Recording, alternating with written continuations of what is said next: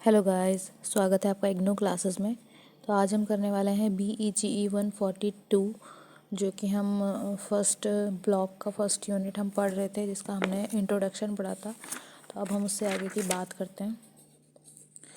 Understanding drama. तो introduction हमने पढ़ लिया था कि किस तरीके से ड्रामा जो है वो ड्रामा एंड थिएटर आपस में मतलब जुड़े हुए हैं किस तरीके से, और ये किस तरीके से होते थे, किस तरीके से ऑपरेट होते थे ये सारे। तो ये सारी चीज़ें। इसके बाद हम देखते हैं ओरिजिन ऑफ ड्रामा और थिएटर। ओरिजिन कैसे हुआ। तो 2500 year ago western theatre was born in Athens, Greece. ठीक है, तो ये 2500 ईयर्स एगो मतलब ये शुरुआत हुई थी इसकी ग्रीस में बिटवीन 600 एंड 200 BC। जो एंशियंट एथेंस है वो क्रिएटेड अ थिएटर कल्चर और whose form, techniques and terminology have lasted 2 millennia, and they created play and are still considered among the greatest work of the world of drama।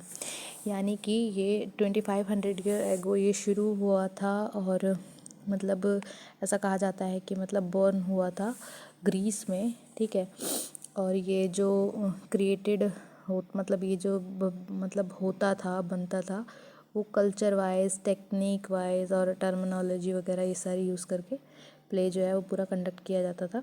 There achievement is truly remarkable when one considered that there have been only 2 other period in history of theatre that could be said to approach the greatness of ancient Athens, Elizabethan England and 20th century. यानी कि ये इस time पे मतलब इतना ज़्यादा चल रहा था, इतना अचीव किया था ड्रामा ने, थिएटर्स ने इस टाइम पे, एलिजाबेथन इंग्लैंड के टाइम पे 20th सेंचुरी में।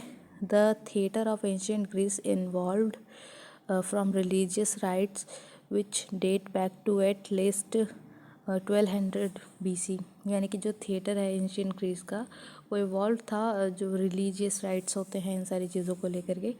Eight that time Greece was peopled by tribes that we in our arrogance might label primitive। यानी कि इस टाइम पे जो ग्रीस में जो लोग बाग थे वो किस तरीके मतलब जैसे ट्राइब पीपल हो गए, जिन्हें मतलब एरोगेंस वगैरह लेवल पर प्रिमिटिव किया जाता था। तो in northern Greece in an area called Thrace, इसको थ्रेस कहा जाता था, ये जो नॉर्थन ग्रीस का एरिया होता था जहाँ पे ट्राइब्स वगैरह रहते थे। A cult Eros that worshipped Dionysus, the god of fertility and procreation। The cult of Dionysus practiced ritual celebration। तो ये सारी चीज़ें क्या, ये लोग क्या करते थे कि मतलब ट्राइब्स थे तो ये नेचर वाली चीज़ों को ज़्यादा प्रेफर करते थे या फिर उनको ज़्यादा मानते थे, वैसे रिचुअल सेलिब्रेशन ये सब करते थे। तो the cults most controversial practice evolved, it is believed uninhabited dancing, emotional display that created an altered mental state। तो इस तरीके से ये क्या करते थे कि डांसिंग हो गया, इमोशनल डिस्प्ले हो गया, मतलब अपनी जो भी चीज़ें हैं उसको नेचुरली कैसे रिफ्लेक्ट कर रहे हैं। तो this alternate state was known as stasis.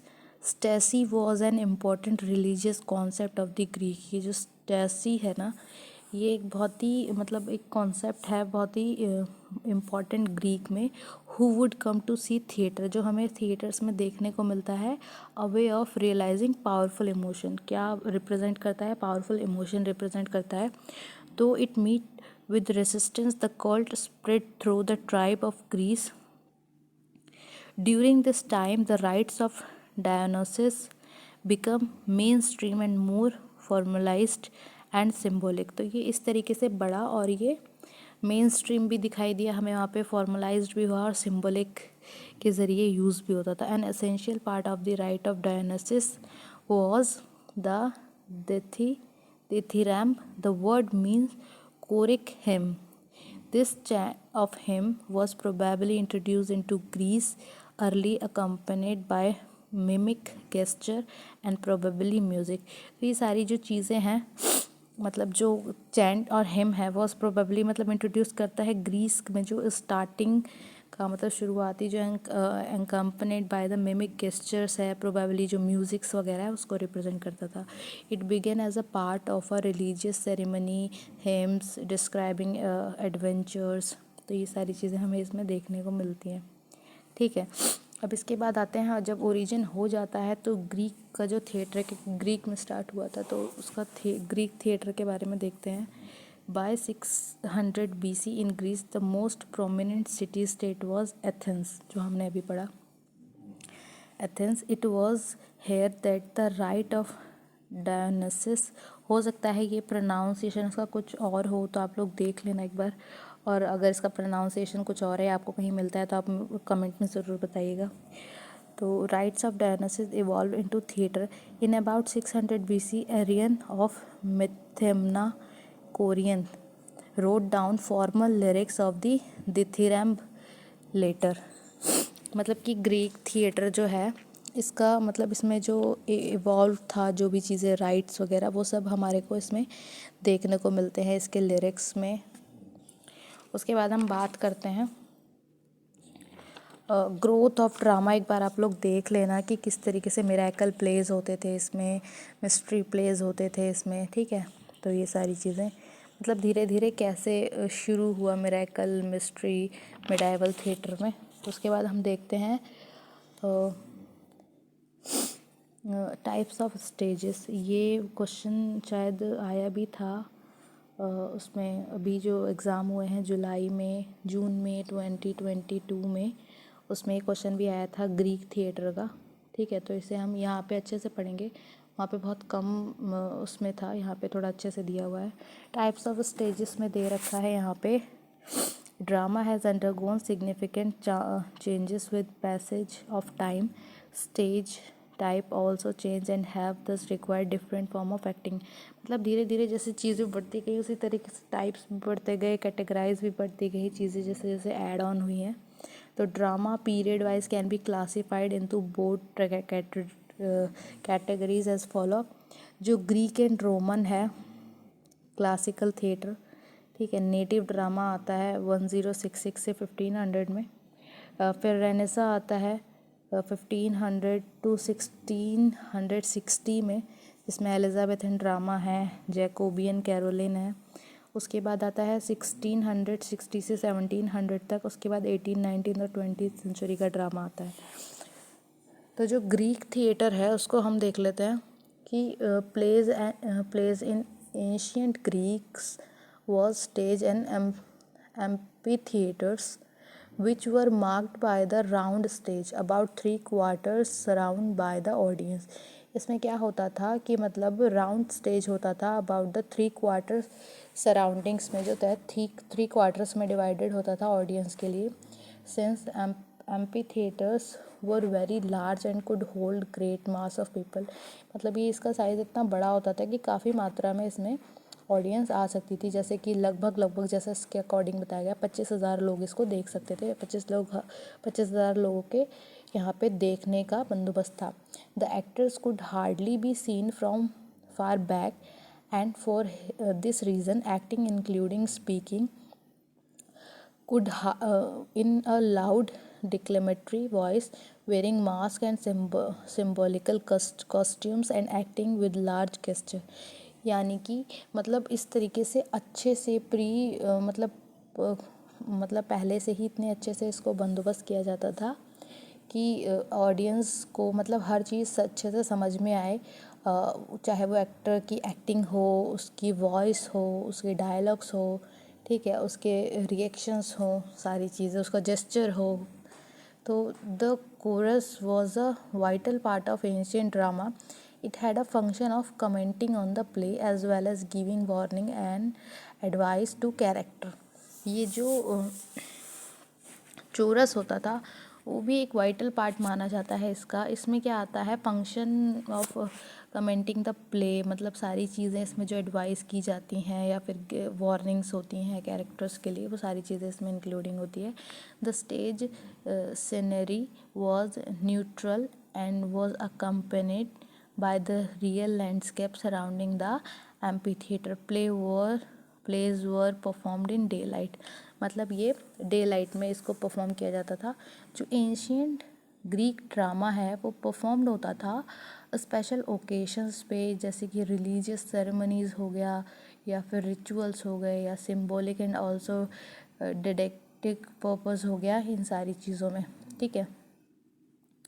उसके बाद the theatre in Epidaurus, theatre in stone, ठीक है, जिसको कहा जाता है the theatre at Epidaurus show on open air Greek theatre. ये क्या होता था कि ओपन एरिया में होता था with seat for the audience have out on the slope of the हिल, मतलब इस तरीके से जैसे हिल में मतलब बीच बीच में नहीं होता है सीढ़ीदार जो एरिया रहता है, उस तरीके से ऑडियंस के बैठने का था।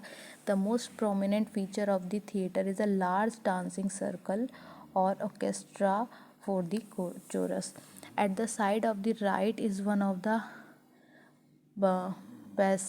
passageway or paradoi affording entrance or exit in the chorus and procession, मतलब एक तरीके से अच्छे से एंट्री एग्जिट सारी चीज़ों का इसमें बंदोबस्त था। At the back are the ruin of the stone scene building and skene which could represent a temple और प्लेस, मतलब टेम्पल्स और जगह जगह के प्लेसेस को इसमें अच्छे से रिप्रेजेंट किया जाता था। And served as a permanent scenic background for the stage production, मतलब इस तरीके से सारी चीज़ों को एकदम नेचुरली यहाँ पे प्रेजेंट किया जाता था। उसके बाद हम आते हैं नेटिव ड्रामा पे। तो नेटिव ड्रामा जो है वो मिडाइवल प्लेस में हम इसको देखते हैं, जिसमें मिस्ट्रीज़ एंड मोरालिटीज़ दोनों चीज़ें इंक्लूडिंग होती है। तो ये भी क्या होते थे, परफॉर्म होते थे ड्यूरिंग किसी रिलीजियस फेस्टिवल पे, ठीक है, या फिर देवर स्टेज ऑन वैगन्स यानी कि pageant which stopped somewhere in the market place and were entirely surrounded by the audience, मतलब इस तरीके से इसको प्रेजेंट किया जाता था। तो The close vicinity between actors and audience had an account of way of acting. Actors took into account an everyday experience, मतलब जो चीज़ें आप कंटिन्यूस कर रहे हैं उसमें आपको अच्छे से एक्सपीरियंस हो जाता है। तो rarely were the mystery play exhibited anywhere except out of the door and no attempt were made on the construction for them any theatre, यानी कि ये बाहर में इंडोर में तो होते ही थे लेकिन ये आउटडोर में भी होते थे, ठीक है, within the church station और लोकेशन, मतलब किसी भी जगह पर। तो wherein view the method of stage presentation called simultaneous setting और मल्टीपल सेटिंग, इसको मल्टीपल सेटिंग और साइमल्टेनियस सेटिंग कहा जाता है। व्हेन द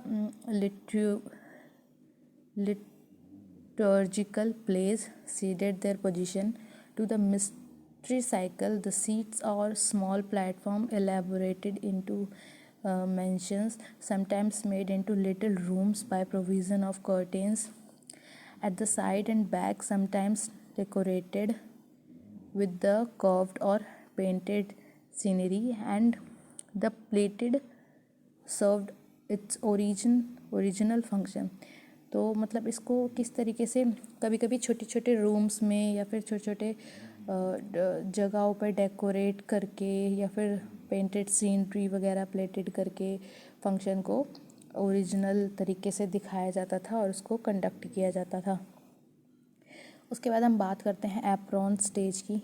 तो the Elizabethan stage was typically found in public theatre, मतलब ये अच्छा खासा पब्लिक थिएटर के उसमें हमारे को दिखाई देता है, क्योंकि ये काफ़ी बड़े मात्रा में हमारे को, क्योंकि ये काफ़ी टाइम हो चुका था, मतलब एकदम लास्ट स्टेजेस का ही हमारे को देखने को मिलता है।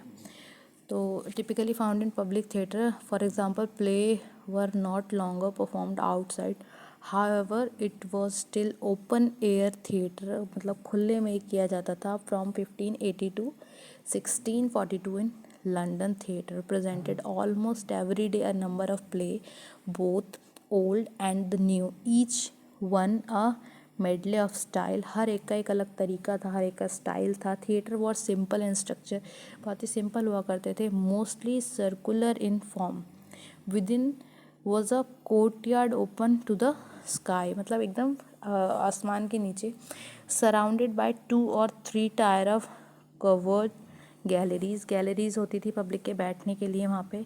Eight one side of the courtyard projected a platform, 2 pillar supported them ceiling at the, मतलब बैठने के लिए इस तरीके से बंदोबस्त वहाँ पे किया जाता था।